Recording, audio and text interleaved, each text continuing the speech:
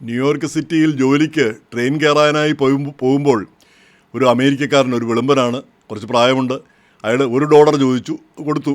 നമുക്ക് പിന്നെ മിക്കവാറും അമേരിക്കക്കാർക്കും കറമ്പർക്കും എല്ലാം അറിയാവുന്ന ഒരു കാര്യമാണ്, നമ്മൾ ഇന്ത്യക്കാരോട് കാശ് ചോദിച്ചാൽ നമ്മൾ കൊടുക്കും. കാരണം നമ്മളത് പിന്നെ എന്തുകൊണ്ടാണെന്ന് അറിഞ്ഞുകൂടാ, അക്കാര്യത്തിൽ നമ്മൾ ഒരു അലംഭാവവും കാണിക്കാറില്ല. കാരണം അവരെ പിണക്കേണ്ടതില്ല. $1 അല്ലെങ്കിൽ ഒരു $5 ഒക്കെ നമുക്ക് പിന്നെ അഫോർഡ് ചെയ്യാവുന്ന ഒരു കാര്യവുമാണ്. അതായിരിക്കാം പ്രധാനപ്പെട്ട കാര്യം.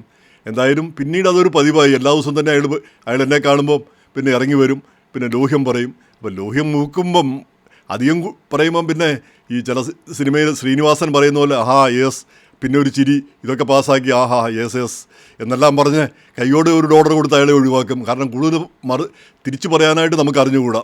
കാരണം ഇയാൾ എന്താണ് പറയുന്നത് നമുക്ക് കൃത്യമായിട്ട് മനസ്സിലാവുന്നില്ല. അല്ല, അത് പറഞ്ഞിട്ട് കാര്യമില്ല എന്നാണ് എനിക്ക് തോന്നുന്നത്. ഇപ്പോൾ കമലാ ഹാരിസിൻ്റെ ഇംഗ്ലീഷിനെ പ്രസിഡന്റ് ട്രംപ് പരിഹസിച്ചത് കേട്ടു. കമലാ ഹാരിസ് ഇവിടെ ജനിച്ചു വളർന്നയാളാണ്. ഇവിടെ അവർക്ക് ഏതായാലും ഇംഗ്ലീഷ് അറിയത്തില്ല എന്ന് ആരും പറയില്ല. പക്ഷേ അവരുടെ അമ്മ പിന്നെ തമിഴത്തിയായിരുന്നു. അപ്പോൾ തമിഴ് ആയിരുന്നിരിക്കണമല്ലോ വീട്ടിൽ ഉപയോഗിച്ചുകൊണ്ടിരുന്നത്. അപ്പം വേറൊരു ഭാഷ കൂടി അവർ പഠിച്ചിരിക്കുന്നു. അപ്പോൾ ആ ഇംഗ്ലീഷ് മാത്രമല്ല, ഈ പിന്നെ നമ്മുടെ വേറെ പല ഭാഷകൾ ചേരുമ്പോഴത്തേക്ക് നമ്മുടെ ആക്സെൻറ്റ് മാറിപ്പോകുന്നു, ആക്സെൻറ്റിലൊരു വ്യത്യാസം വരുന്നു. അപ്പോൾ കമലാ ഹാരിസിൻ്റെ ഉച്ചാരണം കേൾക്കുമ്പോൾ തന്നെ അറിയാം, മറ്റുള്ള അമേരിക്കക്കാർ പറയുന്ന പോലുള്ള ഒരു വ്യത്യാസമുണ്ട്. നമ്മളൊരു ഇന്ത്യക്കാർ പറയുന്ന ഒരു അല്പം പിന്നെ ഒരു ലാഞ്ചന അതിലുണ്ട്. അപ്പോൾ അതൊരു സത്യമായിട്ടുള്ളൊരു കാര്യമാണ്. അത് ലിംഗ്വിസ്റ്റുകളൊക്കെ പറയുന്നതുമാണ്. പല ഭാഷകളൊക്കെ ചേരുമ്പോൾ നമ്മുടെ ചില അക്ഷരങ്ങൾ ഈ ഭാര്യ എന്ന് നമ്മൾ മിക്കവാറും മലയാളികൾ പറയുന്ന ഭാര്യ എന്ന് എനിക്ക് തന്നെ പറയാൻ അറിയാവുമെന്ന് അറിഞ്ഞുകൂടാ. കാരണം പല ഭാഷകൾ ചേരുമ്പോഴത്തേക്ക് നമ്മുടെ പല അക്ഷരങ്ങളും നമുക്കിങ്ങനെ നഷ്ടപ്പെട്ടു പോകുന്നു, കൃത്യമായിട്ട് നമുക്ക് ഉച്ചരിക്കാൻ കഴിയാതെ പോകുന്നു എന്നാണ് ലിംഗ്വിസ്റ്റുകൾ പറയുന്നത്. എനിക്ക് അതിനെപ്പറ്റി കൂടുതൽ വിവരമില്ല. ഇപ്പം മിക്ക മലയാളികളും ഭാര്യ എന്ന് പറയുന്നത് പാ ചേർത്താണ് പറയുന്നതെന്നാണ് തോന്നിപ്പോയിട്ടുള്ളത്. അപ്പോൾ ഇതിപ്പം പറയാനായിട്ടുള്ള കാര്യം നമുക്കറിയാം. ഒരു MP ഇംഗ്ലീഷിനെ പറ്റിയുള്ള കമൻറ്റുകളും അതിനെപ്പറ്റിയുള്ള പരിഹാസവുമാണ്. അത്ര പരിഹസിക്കൊന്നും വേണ്ട. 30-40 വർഷമായിട്ട് അമേരിക്കയിൽ ജീവിക്കുന്ന ഞങ്ങളിൽ പലർക്കും അല്ല, ഞങ്ങളിൽ മിക്കവർക്കും ഇംഗ്ലീഷ് നന്നായിട്ട് പറയാൻ അറിയത്തില്ല. അത് പിന്നെ അതിൻ്റെ ഒരു പ്രധാനപ്പെട്ട കാര്യം, നമ്മളൊരു പ്രായം കഴിഞ്ഞാണ് അമേരിക്കയിൽ വരുന്നത്. എങ്കിൽ ഇംഗ്ലീഷ് അറിയാഞ്ഞിട്ടല്ല, പക്ഷേ അത് പറയേണ്ട രീതിയോ പറയുന്ന ആ അക്സൻറ്റോ നമുക്ക് ഒരിക്കലും കൈവരിക്കാനാവില്ല. നമ്മുടെ നാക്കൊന്നും ആ രീതിയിലേക്ക് വഴങ്ങുന്നില്ല ഒരു പ്രായം കഴിഞ്ഞ് വന്നു കഴിഞ്ഞാൽ. അതൊന്ന്. രണ്ടാമത്തെ കാര്യം, നമ്മൾ ഈ മലയാളത്തിൽ മാത്രമാണ് കാര്യങ്ങൾ ചിന്തിക്കുന്നതും പെരുമാറുന്നതെല്ലാം. അപ്പോൾ പിന്നെ ആ ഇംഗ്ലീഷ് നമ്മൾ ആലോചിച്ച് കണ്ടുപിടിക്കണം ഇംഗ്ലീഷിൻ്റെ വാക്കുകൾ. ഇപ്പോൾ ഞാൻ ഒരു 20 വർഷത്തോളം ഇംഗ്ലീഷ് പത്രത്തിലാണ് ജോലി ചെയ്തിരുന്നത്. അപ്പോൾ ആ 20 വർഷവും ഞാൻ ഓർക്കുന്നുണ്ട് ആ ഇംഗ്ലീഷിലാണ് കൂടുതലും ചിന്തിക്കുന്നത്. കാരണം നമ്മൾ എഴുതേണ്ടതും പറയേണ്ടതും ഇംഗ്ലീഷാണ്. അതുകൊണ്ട് നേരെ മറിച്ച് ഇപ്പം ഏതാനും വർഷമായിട്ട് മലയാളം മാത്രമാണ് കൈകാര്യം ചെയ്യുന്നത് പ്രധാനമായിട്ടും. അപ്പം മലയാളത്തിലാണ് ചിന്തിക്കുന്നത്. അപ്പം മലയാളമല്ലാതെ ഇംഗ്ലീഷിൻ്റെ ഏതെങ്കിലും ഒരു ആ വാക്ക് ഓർത്തെടുക്കണം, അല്ലെങ്കിൽ ഒന്ന് തർജ്ജമ ചെയ്യേണ്ടി വരുന്നു. അപ്പോൾ ആ വ്യത്യാസം വരും. നമ്മൾ ഏത് ഭാഷയാണോ നമ്മൾ കൈകാര്യം ചെയ്യുന്നത് അതിലായിരിക്കും നമ്മുടെ പ്രാവീണ്യം ഇരിക്കുന്നത്. അപ്പോൾ അതിലെനിക്ക് ഏറ്റവും അതിശയം തോന്നിയിരിക്കുന്നത്, ഇപ്പോൾ ഈ ഉയർന്ന വിദ്യാഭ്യാസമൊക്കെ ഉള്ള പുരുഷന്മാരുണ്ട്. അവരെക്കാൾ ഈ വിദ്യാഭ്യാസമൊക്കെ കുറവുള്ള സ്ത്രീകൾ നല്ല ഒന്നാന്തരം ഇംഗ്ലീഷ് ഇവിടെ പറയുന്നത് കേൾക്കാറുണ്ട്. അതിൻ്റെ ഒരു പ്രധാനപ്പെട്ട കാര്യം, അവർ ഈ ഹോസ്പിറ്റലുകളിലോ അല്ലെങ്കിൽ ഈ മുഖ്യധാരയിൽ ജോലി ചെയ്യുന്നവരാണ്. അവരെല്ലാം ഇടപെടുന്നത് ഈ മുഖ്യധാരയിലുള്ള അമേരിക്കക്കാരുമായിട്ടാണ്. അപ്പോൾ നല്ല ഇംഗ്ലീഷ് അവരുമായിട്ട് ഉള്ള ആ സഹവാസത്തിൽ ഇംഗ്ലീഷ് മെച്ചപ്പെടുന്നു. നേരെ മറിച്ച് പുരുഷന്മാർ പലരും ഇന്ത്യക്കാരുമായി ബന്ധപ്പെട്ട ജോലികൾ ചെയ്യുമ്പോൾ നമ്മുടെ അക്സെൻറ്റും അതുപോലെ തന്നെ നമ്മുടെ ലാംഗ്വേജും ഒരിക്കലും മെച്ചപ്പെടുന്ന ഒരവസ്ഥ വരുന്നില്ല. പലപ്പോഴും അതാണ് കണ്ടുവരുന്നത്. എന്ന് മാത്രമല്ല, ഇന്ത്യക്കാർക്ക് പുരുഷന്മാർക്ക് ഒരു കമ്മ്യൂണിക്കേഷൻ്റെ ഒരു കുറവുണ്ടെന്ന് തോന്നുന്നു. സ്ത്രീകൾക്കത് വളരെ കൂടുതലുണ്ട് എന്നും തോന്നിയിട്ടുണ്ട്. ഇനി കേരളത്തെ സംബന്ധിച്ചിടത്തോളം പറയുകയാണെങ്കിൽ നമുക്കറിയാം, ഇപ്പോൾ ഇംഗ്ലീഷ് സാഹിത്യത്തിൽ മാസ്റ്റേഴ്സ് ബിരുദം MA ബിരുദമുള്ള ആളുകൾ, അവർക്ക് ഇംഗ്ലീഷ് നന്നായിട്ട് പറയാൻ അറിയില്ല. ഇംഗ്ലീഷ് സാഹിത്യത്തിൽ മാസ്റ്റർ ബിരുദം നേടുന്ന ആളുകളാണ്. അപ്പോൾ ആ ബേസിക് ഇംഗ്ലീഷ് പറയാൻ അറിയില്ല.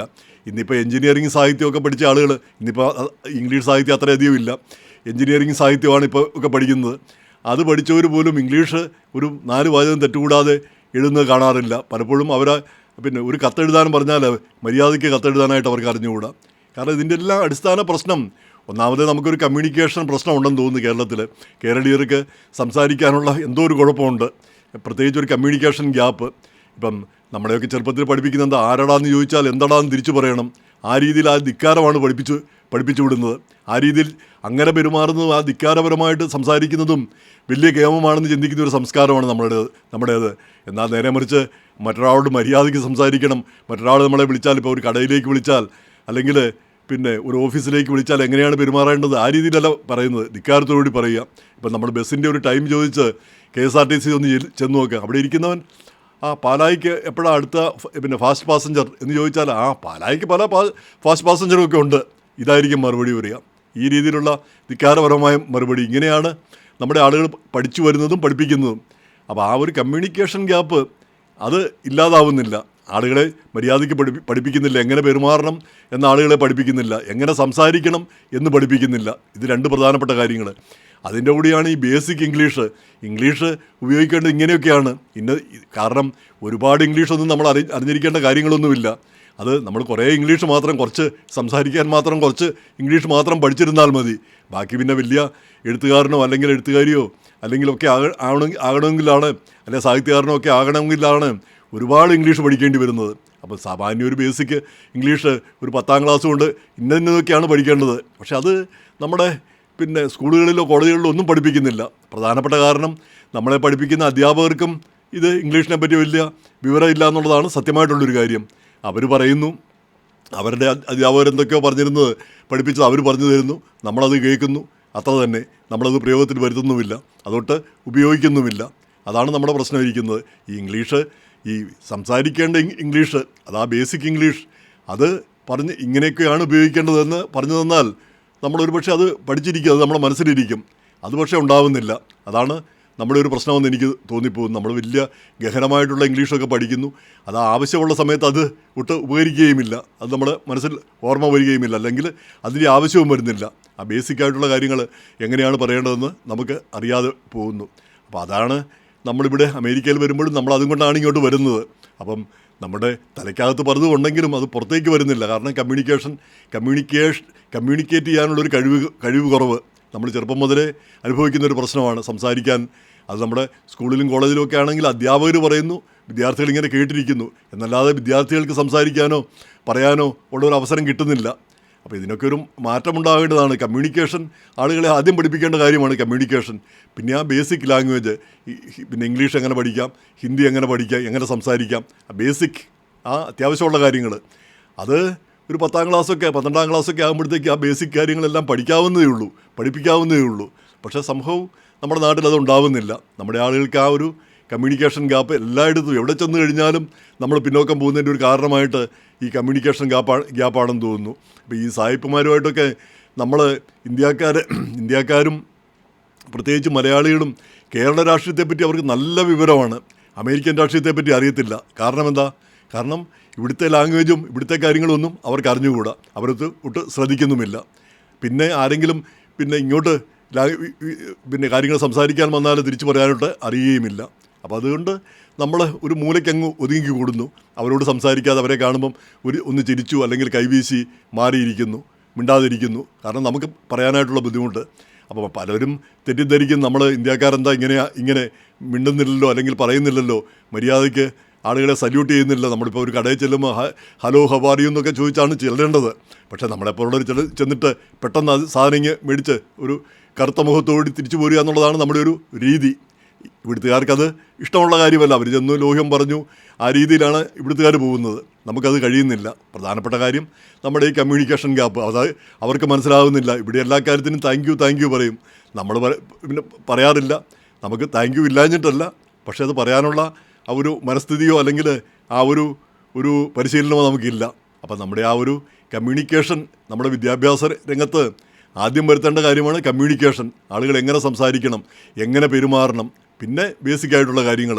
ഈ ഇന്ന ഭാഷയിൽ ഇന്നത് ചോദിച്ചാൽ ഇന്നതാണ് മറുപടി കൊടുക്കേണ്ടത്, ഇങ്ങനെയൊക്കെയാണ് ചോദിക്കുന്ന ബേസിക്കായിട്ടുള്ള കാര്യങ്ങൾ. അത്രയൊക്കെ അറിഞ്ഞിരുന്നാൽ നമ്മൾ ക്ലിയറായിട്ട് ചിന്തിക്കാൻ പറ്റും. ക്ലിയറായിട്ട് ചിന്തിച്ചു കഴിഞ്ഞാൽ ക്ലിയറായിട്ട് നമുക്ക് സംസാരിക്കാനും പറ്റും. അപ്പോൾ ആ ക്ലിയറായിട്ട് ചിന്തയില്ല, ക്ലിയറായിട്ട് നമ്മൾ സംസാരിക്കുന്നില്ല. ഏതെങ്കിലും ഒരു ഭാഷയിൽ ക്ലിയറായിട്ട് അത് കൃത്യമായിട്ട് പഠിച്ചാൽ മറ്റു ഭാഷകൾ നമുക്ക് ഉപയോഗിക്കാൻ പറ്റും. അപ്പോൾ ആ മലയാളമോ ഇംഗ്ലീഷോ ശരിക്കും പഠിക്കുന്നില്ല. ഇപ്പോൾ ഇംഗ്ലീഷ് മീഡിയത്തിലൊക്കെ പഠിക്കുന്ന പിള്ളേർ മലയാളവും പഠിക്കുന്നില്ല, ഇംഗ്ലീഷും പഠിക്കുന്നില്ല. അതാണിപ്പോൾ കണ്ടുവരുന്നത്. അത് വളരെ കഷ്ടം തന്നെയാണ്. കേരളത്തിൽ ഈ വിദ്യാഭ്യാസത്തെ പറ്റിയൊക്കെ ഒരു പുനർവിചിന്തനം ഉണ്ടാവുന്നത് വളരെ നല്ലതാണെന്ന് തോന്നാറുണ്ട്. ഇവിടെ വരുന്ന പല രാഷ്ട്രീയ നേതാക്കളോടും ഞാനൊക്കെ ഇത് പറയാറുമുള്ളതാണ്. ഇങ്ങനെയൊക്കെയുള്ള ചില മാറ്റങ്ങൾ ഉണ്ടാവേണ്ടതുണ്ട് കേരളത്തിലെന്ന്.